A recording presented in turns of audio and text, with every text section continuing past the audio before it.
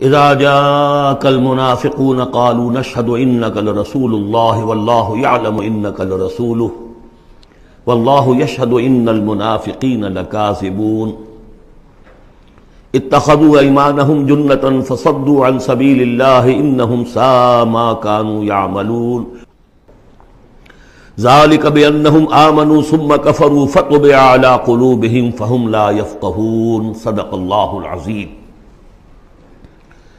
رب اشرح لي صدري ويسر لي امري واحلل عقدة من لساني يفقهوا قولي۔ قرآن مجید میں جو مدنی صورتوں کا یہ سب سے بڑا گلدستہ ہے، اس کے ہم 4 جوڑے پڑھ چکے ہیں، 3 جوڑے، سورہ حدید اور سورہ مجادلہ، پھر سورہ حشر اور سورہ ممتحنہ، پھر مرکزی جوڑا سورہ صف اور سورہ جمعہ۔ سورہ صف میں نے ایک بات کہی تھی کہ بعد میں جائزہ لے لیں گے، اگر تو ایمان حقیقی اور جہاد فی سبیل اللہ کا راستہ انسان اختیار کرے، وہ تجارت جو اللہ نے بتائی ہے، هل ادلکم علی تجارت تنجیکم من عذاب علیم، اس کا کیا حل ہے، کیا تجارت ہے؟ تؤمنون باللہ ورسولہ وتجاہدون فی سبیل اللہ باموالکم وانفسکم، یہ اگر کرتے ہو تو عذاب علیم سے بھی چھٹکارا ہے، تمہارے گناہ بھی معاف کر دیے جائیں گے، جنتوں میں داخل کیے جاؤ گے، مساکن طیبۃ فی جنات عدن دیے جاؤ گے۔ ایک خاص حد تک تمہارے ایمان اور عمل صالح کی جب ہم جانچ پرکھ کر لیں گے اور ثابت ہو گئے کہ تم نے حق ادا کر دیا، تو دنیا میں نصرت بھی آئے گی، فتح بھی ملے گی، اور سب سے بڑی بات یہ کہ تم اللہ کے مددگار قرار پاؤ گے۔ نہیں کرتے ہو اور ایمان کے دعوے ہیں اور اللہ سے محبت کے اور رسول سے عشق کے، تو کبر مقتا عند اللہ ان تقولوا ما لا تفعلون، اللہ تعالیٰ کی بیزاری شدید ہوتی چلی جا رہی ہے تمہارے اس طرز عمل پر، اور آگ سے چھٹکارا پانے کا خیال تمہارا خود ساختہ خیال ہے، امید موہوم ہے، اس لیے کہ کلام جو ہے یہ محمل کلام نہیں ہے۔ هل ادلکم علی تجارت تنجیکم من عذاب علیم، وہ تجارت تمہیں بتائی جائے جو عذاب علیم سے چھٹکارا دلا دے، وہ نہیں کرتے ہو اور چھٹکارا ہو گیا تو پھر یہ کلام غلط ثابت ہو گیا، پھر یہ کلام محمل ہے، بے معنی ہے۔ کرتے ہو تو سب کچھ ہے، اس کو کہتے ہیں ہماری فزیولوجی میں آل اور نن لا، وہ چیز ہوگی تو پوری ہوگی، نہیں ہوگی تو زیرو ہو جائے گی، پرسنٹیج نہیں ہے بیچ میں۔ مسلز کے بارے میں، یہ والنٹری مسلز جو ہوتے ہیں، ان کی کنٹریکشن جو ہوتی ہے آل اور نن، اگر تو سٹیمولس پورا مل جائے گا تو پوری کنٹریکشن ہوگی، اور اگر وہ سٹیمولس جو ہے کم ہے تو بالکل نہیں ہلے گا وہ، یہ نہیں کہ وہ درمیان میں، آل اور نن لا۔ اچھا، اس کے لیے جو آدمی چاہیے کیسے ٹرین کرنا، کیسے تیار کرنا، وہ سورہ جمعہ۔ اب یہ جو دوسرا، بلکہ کہنا چاہیے کہ جو چوتھا جوڑا آ رہا ہے، اس میں ایک تو ترتیب آپ الٹی دیکھ رہے ہیں، پہلے آ رہی ہے وہ سورت جس میں کہ تسبیح کا ذکر نہیں ہے، بعد میں آئے گی سورہ تغابن جس میں تسبیح کا ذکر ہے۔ دوسری بات یہ کہ یہاں نفاق کا تذکرہ ہے، اور سورہ تغابن میں ایمان حقیقی پر جامع ترین سورت ہے۔ میں نے آپ کو پہلے ہی بتایا تھا کہ وہ مباحث، اب نفاق کی جو بحثیں آئی ہیں سورہ نساء اور سورہ توبہ کا تو اکثر حصہ اس پر مشتمل ہے، اور بھی تقریباً تمام مدنی صورتوں کے اندر وہ ذکر موجود ہے، کہیں ذرا ڈھکا چھپا ہے جیسے سورہ بقرہ میں، کہیں کھلم کھلا ہے، اعلانیہ ہے۔ اسی طریقے سے ایمان کی بحثیں تو پوری مکی قرآن میں پھیلی ہوئی ہیں، اور اس کے بلکہ اور خلاصے نکال کر بہترین جو ہے مدنی قرآن میں بھی لکھ دیے گئے ہیں، آیات الآیات ہے، آیت الکرسی ہے۔ لیکن ایک خلاصہ 11 آیتوں پر مشتمل نفاق کی حقیقت پر یہ سورہ منافقون، یہ منفی ہے، مثبت شے کہ ہے ایمان، 18 آیتوں پر مشتمل جامع ترین سورت قرآن حکیم کی ایمان کے موضوع پر سورہ تغابن۔ نفاق کے بارے میں چند باتیں سمجھ لیجئے جو اگرچہ پہلی بحث میں بہت آ چکی ہیں، لیکن آج پھر میں بتا دینا چاہتا ہوں۔ نفاق کی 2 قسمیں، ایک وہ شخص جو شعوری طور پر دھوکہ دینے کے لیے ایمان لایا، وہ شروع ہی سے منافق ہے، ایک دن بھی اسے ایمان کی لذت نصیب ہوئی نہیں۔ سورہ آل عمران میں اس کی مثال موجود ہے، سازش کی، صبح کو ایمان لاؤ، شام کو مرتد ہو جانا، تاکہ یہ اسلام کی جو ساکھ بن گئی ہے گڈ ول بن گئی ہے، یہ ختم ہو جائے۔ تو ظاہر بات ہے جیسے کہ فرمایا گیا سورہ مائدہ میں وَقَدْ دَخَلُوا بِالْكُفْرِ وَهُمْ قَدْ خَرَجُوا بِهِ، وہ کفر کے ساتھ ہی داخل ہوئے تھے اور کفر کے ساتھ ہی نکل گئے، ان پہ ایک لمحہ بھی ایمان حقیقی کا آیا ہی نہیں۔ یہ بہت کم لوگ تھے اس قسم کے منافق۔ اصل منافق جو وہ کون تھا؟ دعوت آئی، دعوت نے قبول، دل نے قبول کیا، بات ٹھیک ہے، صحیح بات ہے، چلو پیش قدمی کرو، لیکن تھے کم ہمتیں، بزدل، تھڑ دلے۔ اب ظاہر بات ہے یہ دعوت تھی انقلابی دعوت، انقلابی دعوت میں تصادم کے مراحل آتے ہیں، اور وہاں جو ہے تکلیفیں، آزمائشیں، مصیبتیں، ایثار مال، بذل نفس، یہاں تک کہ وہ مرحلہ بھی آ سکتا ہے کہ نقد جان ہتھیلی پر رکھو اور میدان میں آ جاؤ۔ اب جو ذرا کمزور لوگ تھے ان کی ٹانگیں ذرا ہلنی شروع ہوئی، کپ کپی۔ پہلا مرحلہ یہ ہوا ان میں کہ انہوں نے اپنی قصور کو ماننا، ہم سے خطا ہو گئی، غلطی ہوئی۔ یہ سورہ توبہ میں پڑھ چکے ہیں، خلطوا عملا صالحا وآخر سیئا۔ اب یہ ہے کہ کسی وقت اچھے کام بھی کر رہے ہیں، کسی وقت کوئی برا کام بھی کر دیا، کبھی کوئی لبیک بھی کہہ دیا، کبھی کہیں کھسک گئے، لیکن اپنی غلطی مان لی کہ حضور ہم سے غلطی ہوئی، ہم کوئی جھوٹا بہانہ نہیں بناتے، آپ جو سزا چاہیں دے لیں، ہم حاضر ہیں۔ اس درجے کو کہیں گے ضعف ایمان، یہ نفاق نہیں ہے، ضعف ایمان۔ اگلا درجہ آتا ہے جب آدمی کی جو جھوٹی عزت نفس ہے، اخذت العزت بالاسم، وہ جھوٹی عزت نفس اسے کہتی کب تک مانو گے اپنی خطائیں، تو جھوٹا بہانہ کر دیا کرو، یہ تھا مسئلہ، وہ تھا مسئلہ، یوں تھا، ایسا تھا، خدا کی قسم نہیں، وہ تیسرا مرحلہ ہے۔ جھوٹا بہانہ جہاں شروع کیا نفاق شروع ہو، لہذا منافقین کے ضمن میں ہمیشہ آپ کذب کذب کذب اس کو دیکھیں گے۔ اگلا مرحلہ آیا، انہوں نے دیکھا کہ یہ تو اب ہماری قسم، ہم جو بہانہ بناتے تو لوگ مسکراتے ہیں، کچھ وہ سمجھتے ہیں کہ یہ جھوٹا بہانہ بنا رہا ہے، لہذا قسمیں کھا کر موقد کیا اپنی قسموں سے۔ یہ سیکنڈ سٹیج میں ٹی بی آ گئی، نفاق کی T B in second stage, جھوٹا بہانہ فرسٹ سٹیج، جھوٹی قسم سیکنڈ سٹیج۔ ایک عرصہ آتا ہے کہ اس کے بعد اس پر بھی اعتماد لوگوں کا اٹھ جاتا ہے، تو اب ان کے اندر ایک شدید قسم کا ریئیکشن پیدا ہوتا ہے، ایمان اور اہل ایمان کی دشمنی پیدا ہو جاتی ہے، اور یہ دشمنی سب سے زیادہ ٹارگٹ کرتی ہے قائد کو۔ اس نے ہمارے لیے ساری مصیبت کھڑی کر دی، ہم آرام سے اپنے مدینے میں آباد تھے، رہ رہے تھے، یہ آ گیا، اس نے آ کر یہ سارا جو ہے معاملہ ہمارے لیے، بھائی کو بھائی سے جدا کر دیا، خاندانوں میں رفت پیدا کر دی۔ اب ہماری دوستیاں تھیں ان سے اوس اور خزرج کی دوستیاں تھیں، ان تمام یہودی قبائل سے ہمارے وہ سارے حلیفی تعلقات ٹوٹ گئے، تو وہ ساری دشمنی جو ہے اب یہ عداوت بن جاتی ہے اہل ایمان کی، اور خاص طور پر اہل ایمان کے قائد جو اس وقت کون تھے؟ محمد رسول اللہ۔ دس از دی تھرڈ سٹیج۔ یہ ٹی بی کی وہ تھرڈ سٹیج ہے جو پہلے کبھی ہو جاتی تھی تو ہم سمجھتے تھے کہ اب یہ لا علاج ہے۔ یہ ہے نفاق کی اصل حقیقت۔ اسی لیے اس وقت جو لوگ کسی تحریکی تصور سے آشنا ہی نہیں، انقلابی تصور دین ان کے سامنے آیا ہی نہیں، وہ منافق نہیں ہو سکتا، وہ ضعیف الایمان آدمی ہے۔ لیکن جو شخص ایک مرتبہ کسی تحریک کو، انقلابی تحریک کو قبول کر کے آگے آ جائے، اب وہ منافق ہو جائے گا اگر وہ ٹھیک نہیں چلتا ہے تو۔ یہ بات میری جو ہے آج پلے باندھ لیجئے۔ عام اس وقت مسلمان منافق نہیں، انہیں پتہ ہی نہیں کہ دین کا تصور یہ ہے، دین کا یہ مطلب ہے، مولویوں نے سمجھایا ہی نہیں۔ دین کا نام ہے نماز، روزہ، اور ليلۃ القدر مل گئی تو بیڑا پار، ساری زندگی کے سارے گناہ معاف۔ انہیں تو یہ تصور دیے گئے، حج کرائے تو پاک ہو کے آ گئے، عمرہ کیا تو پاک ہو کے آ گئے، باقی یہ کہ تم جس طرح چاہو کماؤ۔ لہذا وہ بیچارے وہ منافق و نابغ نہیں ہے، وہ ضعیف الایمان ہے، جو بھی ہے وہ اللہ تعالیٰ جو معاملہ ان سے کرے۔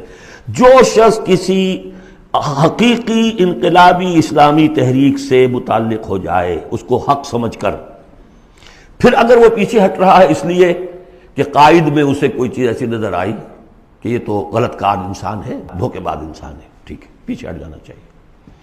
اگر یہ طریقہ کار جو اس نے بتایا تھا یہ اس سے منحرف ہو گیا ہے، پیچھے ہٹ جانا چاہیے۔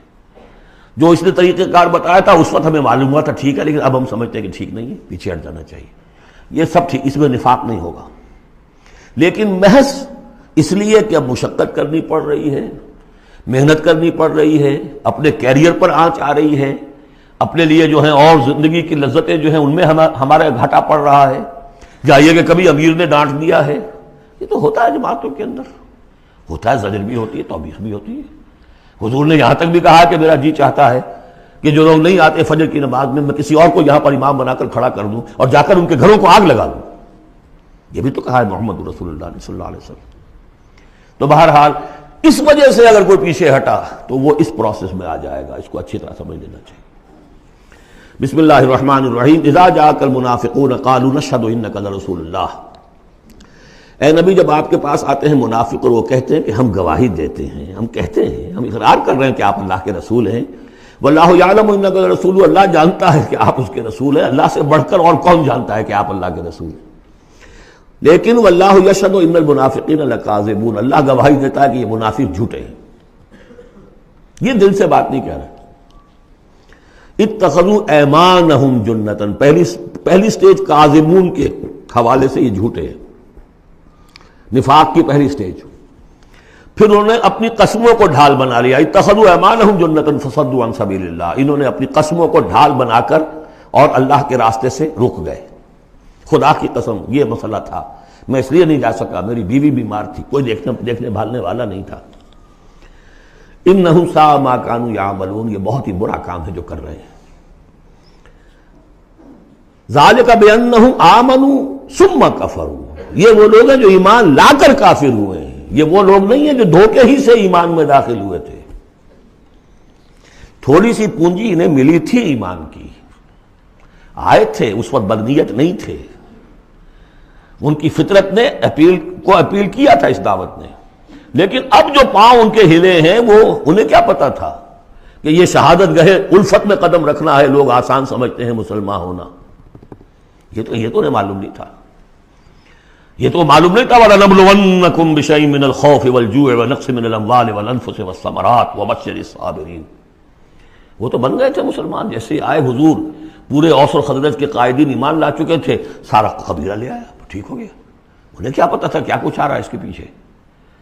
یہ ایمان جو ہے یہ تو یوں سمجھیے کہ ٹپ آف دی آئس برگ ہے، اس کے نیچے جو اصل جو آیا ہے برف کا توتا، تو وہ پھر ان کے پاؤں ہے. اس میں بھی جب تک اقرار ہو اپنے تقصیر کا تو وہ ذوف ایمان کہلائے گا، نفاق نہیں. خذ من اموالہم صدقۃ تطہرہم وتزکیہم بہا، ایسے لوگوں کا علاج بھی سورہ توبہ میں آ چکا ہے. لیکن جھوٹ بہانا پہلی منزل، جھوٹی قسم دوسری منزل، اور پھر عداوت آگے آئے گی چل کر اسی صورت میں. ذالک بانہم آمنوا ثم کفروا، یہ اس لیے کہ ایمان لائے پھر کفر کیا. فطبع علی قلوبہم، اب اللہ نے ان کے دلوں پر مہر کر دی ہے. فہم لا یفقہون، اب یہ تفقہ حقیقی تفقہ سے خالی ہو چکے. وَإِذَا رَأَيْتَهُمْ تُعْجِبُكَ أَجْسَامُهُمْ، جب اے نبی آپ انہیں دیکھتے ہیں ان کے جسم آپ کو بڑے اچھے لگتے ہیں، بڑے تن و توش والے ہیں. وَإِن يَقُولُوا تَسْمَعْ لِقَوْلِهِمْ، جب وہ آپ سے بات کرتے ہیں تو آپ بڑے غور سے سنتے ہیں. چودھری لوگ جو ہوئے، سرمایہ دار بھی ہوئے، چودھری بھی ہوئے، تو ان کی حیثیت ہے تو آپ توجہ سے سنتے ہیں ان کی بات. كَأَنَّهُمْ خُشُبٌ مُّسَنَّدَةٌ، اے نبی یہ تو ان سوکھی لکڑیوں کے مانند ہیں جو اپنے بل پر نہیں کھڑی ہوا کرتی، انہیں ٹیک لگا کر کھڑا کیا جاتا ہے. یحسبون کل صیحۃ علیہم، اندر سے اتنے بودے ہیں کہ ذرا سی آہٹ ہوتی ہے تو ان کی جان پر بن جاتی ہے. وہ سمجھتے ہیں کہ پھر آئی کوئی مصیبت، کہیں اور سے پھر شاید کوئی حملے کی خبر آ رہی ہے اور پھر کوئی جنگ ہوگی، پھر کہیں گے نکلو اللہ کی راہ میں. یحسبون کل صیحۃ علیہم، اپنے اوپر ہی سمجھتے ہیں ہر آہٹ کو. ہم العدو، یہ تیسری سٹیج ہے. یہ اب اصل دشمن یہ ہے. باہر کا دشمن جو آ رہا ہے ابو جہل لشکر لے کر یا ابو سفیان لشکر لے کر، وہ اتنا خطرناک نہیں جتنے کہ یہ ہے. یہ مارے آستین ہے، یہ اندر سے ڈنک مارنے والا. ہم العدو، اصل دشمن یہ ہے. فاحذرہم، ان سے بچ کر رہو، چوکس رہو، چوکنے رہو، چاہے معاف کرتے رہو، یہ بات دوسری ہے. حضرت مسیح کا قول آپ کو سنا چکا ہوں کہ فاختہ کے مانند بے ضرر، لیکن سانپ کے مانند ہوشیار رہو. سانپ چوکنا کتنا ہوتا، لیکن سانپ ضرر بھی پہنچا دیتا ہے. تم چوکنے تو ویسے رہو جیسے سانپ ہوتا ہے، بے ضرر ایسے رہو جیسے کہ فاختہ ہوتی ہے. حضور کی یہی شان تھی.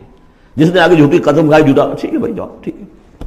مروت، شرافت، جس پر کہ پھر اللہ کی طرف سے گرفت بھی آ گئی عفی اللہ عنک لما اذنت لهم، اللہ معاف کرے آپ کو، یہ اللہ نے آپ کو معاف کر دیا، کیوں آپ نے ان کو اجازت دے دی؟ قاتلہم اللہ انا یؤفکون، اللہ ان کو قتل کرے، گردن مارے اللہ ان کی، کہاں سے یہ پھرائے جا رہے ہیں۔ یعنی قسمت کی خوبی دیکھیے، ٹوٹی کہاں کمند، دو چار ہاتھ جب کہ لبے بام رہ گیا۔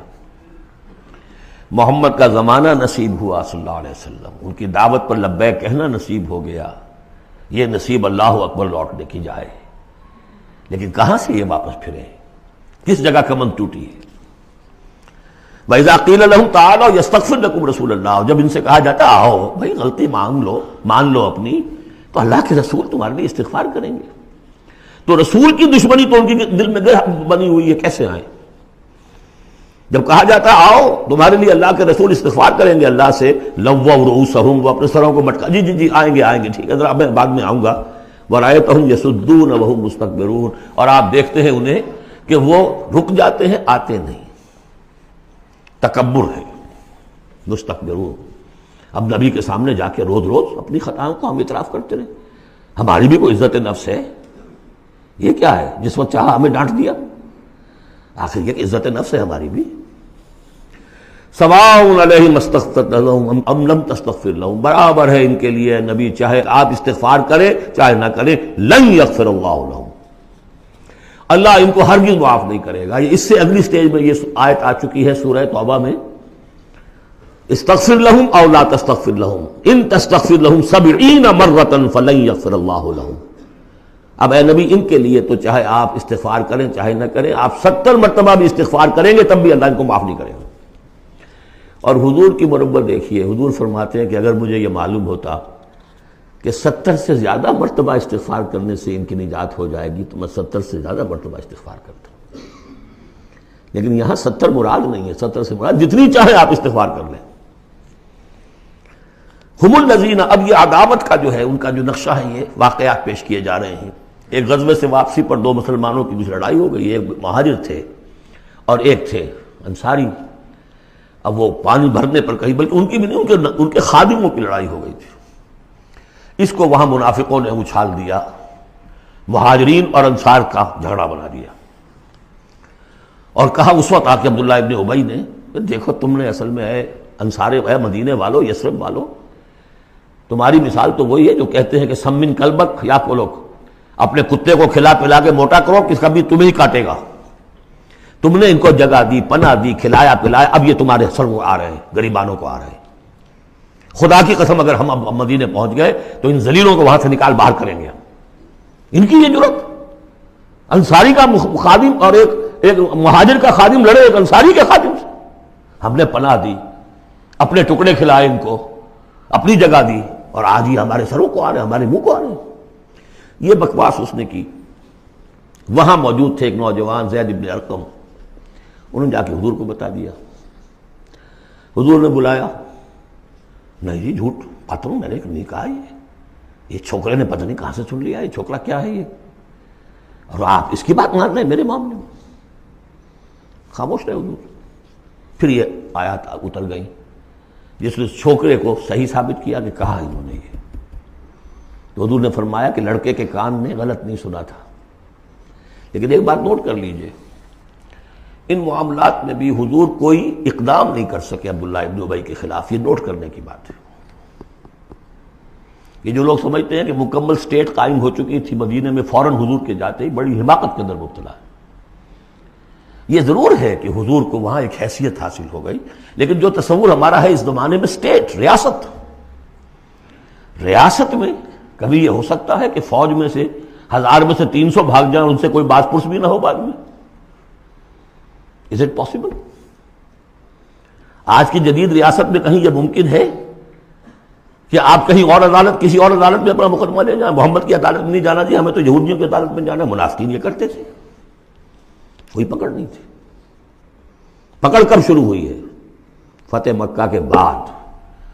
اب یہ اس کی خوش قسمتی تھی عبداللہ ابن ابی کہ اس سے پہلے یہ واصل جہنم ہو گیا خود ہی، ورنہ یہ کہ فتح مکہ کے بعد ریاست قائم ہوئی ہے۔